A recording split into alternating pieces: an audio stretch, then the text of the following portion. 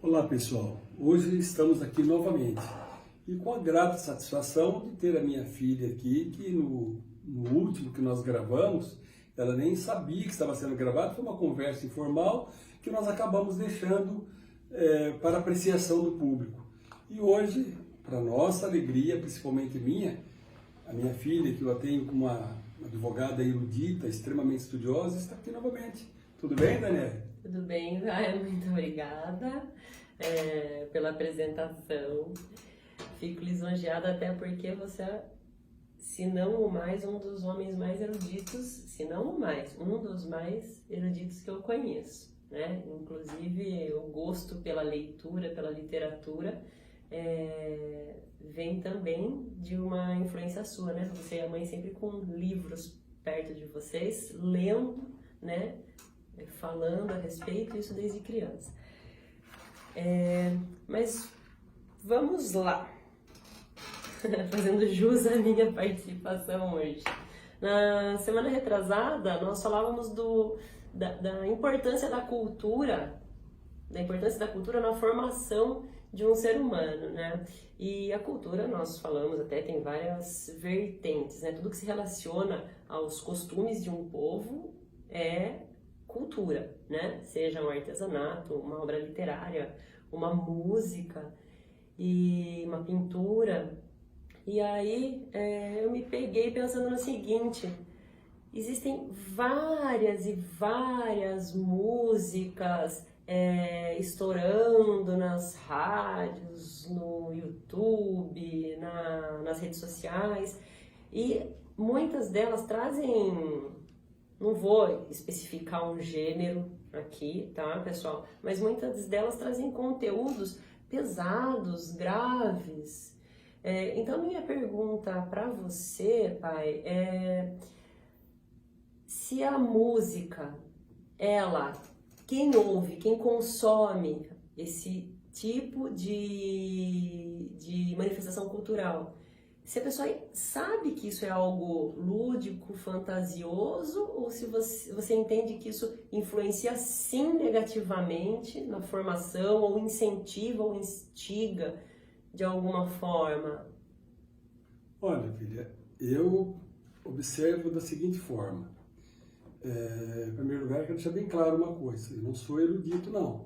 Sou uma pessoa que vim lá do meio do mato e mantenho ainda meus vícios de linguagem, estudei em escola rural, e o pouco que a gente tem aqui, nós aprendemos junto com todo mundo que cada dia vem nos nossos escritórios, conversa conosco, e algumas coisas que realmente nós somos obrigados a buscar na leitura, e saindo um pouco dessa questão da rede social, onde eu utilizo apenas para brincadeiras com os amigos, né? E até prefiro papel mesmo, livro e tal. Mas respondendo objetivamente a sua pergunta, eu acho que tudo aquilo que é manifestação cultural, mas de forma negativa, como uma música que fala que mata, um quadro que retrata alguém com o pescoço cortado ou enforcado, ou uma peça teatral onde ali naquela peça observa-se muitos ciúmes, assassinatos, Otelo, traições, como por exemplo exatamente Otelo de Shakespeare, né? E fora o Otelo tem lá Carmen também, a ópera, né? de Bizet. As óperas, exatamente. Então tudo acaba realmente causando, influenciando de forma negativa. E especificamente na música, né? A gente observa o seguinte: o cidadão está lá no meio do mato, na roça, ou morando bem num local distante, desprovido assim de qualquer recurso, mas está lá o radinho tocando uma música pesada, falando sobre fulano que matou cicrano, que foi um ato de vingança. Pode ser homem, pode ser mulher, como por exemplo aquela música 20 anos, cantada por uma dupla sertaneja, que narra a história, né, de um homem apaixonado e que um dia sua mulher confessa que estaria apaixonado por outro e acaba indo embora. E ele vai atrás e acaba assassinando o amante e assassinando a mulher. E aquela música fez um sucesso estrondoso e tal. E a pessoa que teve uma condenação, pegou 20 anos de prisão, por isso que o nome da música é 20 anos, é baseado num fato verídico, essa situação, acaba de certa forma influenciando. A gente vai ver nas obras de Caravaggio, como você disse sobre pintura, por exemplo, Caravaggio, um grande pintor renascentista, há grandes obras dentro do Vaticano, em várias igrejas do mundo todo, na França principalmente, no Louvre, né? Que era uma pessoa que foi produto do meio, ele viveu num ambiente de violência e ele praticou violência, matou algumas pessoas também. E os quadros dele retratam essas coisas. Então todas essas manifestações culturais que traz alguma coisa de forma negativa na psique da pessoa, no psicológico da pessoa, é claro que isso não é bem visto.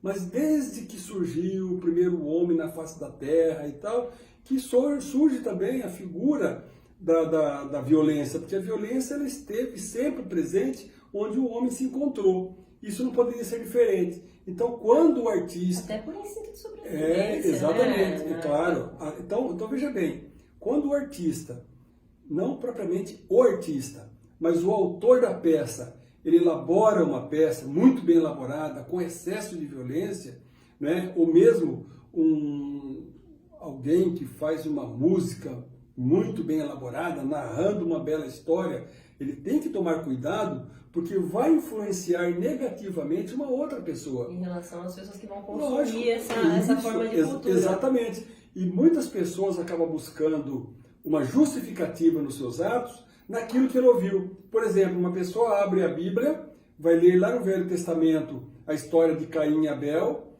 que eles falavam com Deus na época, eram irmãos, e de repente, por ciúme, Caim mata Abel. Então alguém pode, com excesso de ódio de alguém, praticar um delito e achar que tem uma justificativa, porque na própria Bíblia ele viu isso. Quando Moisés, por exemplo, ele vê um feitor chicoteando um hebreu e ele mata aquele feitor que era um feitor do faraó e ele era da casa de faraó. Ele mata e enterra nas areias do deserto, e muitas pessoas pensam, pô, se Moisés fez isso, eu também posso fazer. Então veja, ela está na religião, ela está nas artes, por isso que a necessidade de tomar cuidados, e por isso que o legislador, ele sempre procura colocar dentro da legislação alguma coisa no sentido de demonstrar que apesar que mesmo dentro da realidade desses fatos, com esses acontecimentos, se ele praticar um ato daquela envergadura, ele vai sofrer uma pena. No Código Penal, por exemplo, nós vamos encontrar a questão da violenta emoção. Mas deixa eu só te fazer uma indagação então, em relação a tudo isso que você falou.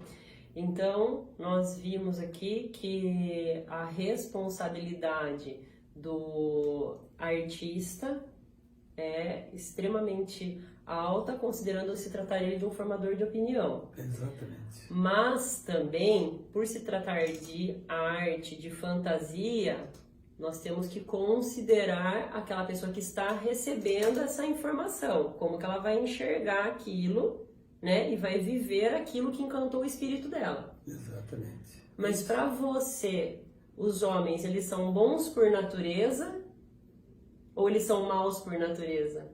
Olha, é o meio que forma, é o meio que molda, que corrompe? Eu não enxergo assim. Não, qual seria a sua opinião em relação a isso? A minha opinião em relação a isso, ela é mais ou menos parecida com aquilo que pensa John Locke, que pensou John Locke, que pensou Thomas More, que pensou grandes pensadores, Hobbes, né? Como Thomas Hobbes, você entendeu? Thomas More, porque o ser humano, na minha visão, quando ele nasce, é como se fosse uma folha branca no seu pensamento, uma folha que não tem nada absolutamente.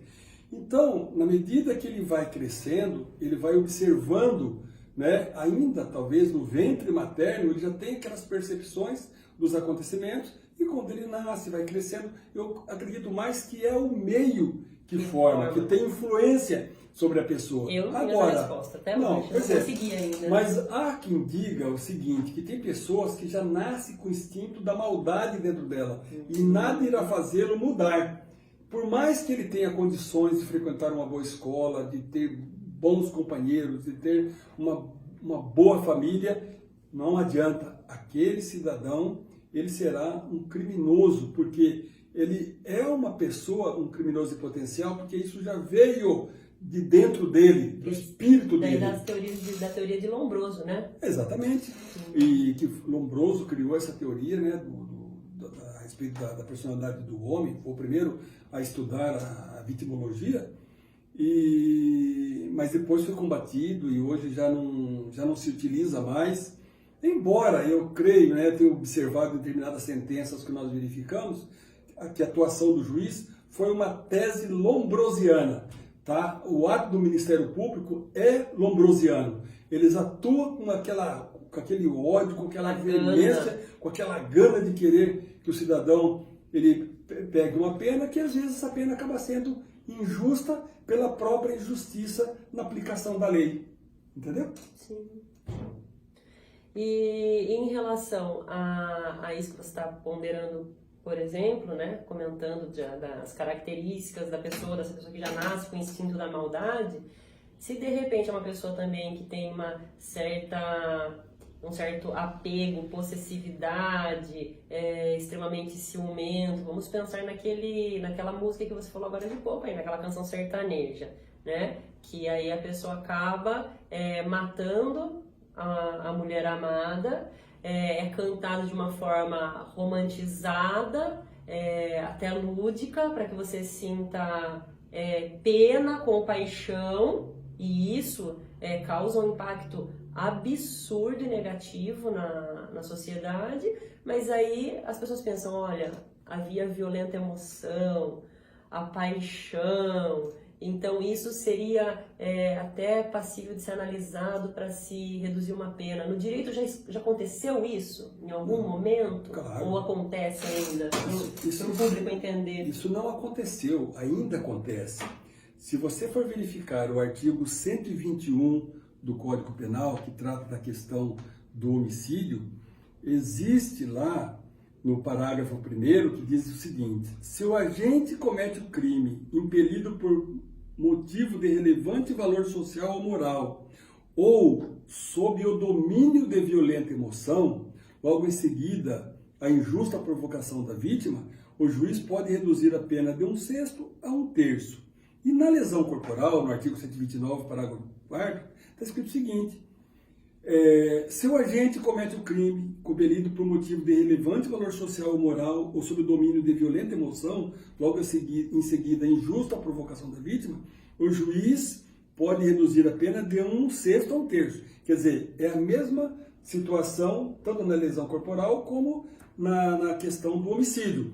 E isso, diariamente, ocorre nas sentenças, mas cabe ao advogado demonstrar, não deixar dúvida alguma, se possível até pedir para o juiz que aquela pessoa passe por uma avaliação psicológica, psiquiátrica, né, para que seja feito um laudo e demonstre que realmente ele não estava no pleno domínio das suas razões quando ele cometeu aquele delito. Uma vez demonstrado isso, se o juiz de primeiro grau ele não conceder, ele manter uma pena por demais severa, não levar em consideração que é apenas uma atenuante, né? Não significa que seja uma excludente diante de juridicidade, que o cara esteja livre da pena, ele vai conseguir um tribunal, que seja no Tribunal de Justiça do Estado de São Paulo, que seja no Superior Tribunal de Justiça, que seja no Supremo Tribunal Federal, porque os tribunais são sensíveis a essa situação. Então isso ocorre diuturnamente, sim, filha.